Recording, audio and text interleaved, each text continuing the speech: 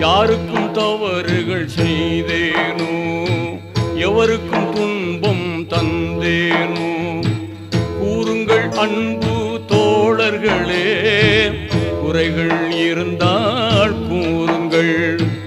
எப்போதேனும் சிறு பிழைகள் என் வாழ்வில் ஏதும் செய்தேனோ, தப்பாது இங்கே சொல்லிடுவீர், தயங்காமல் அதனை ஏற்றிடுவீர்.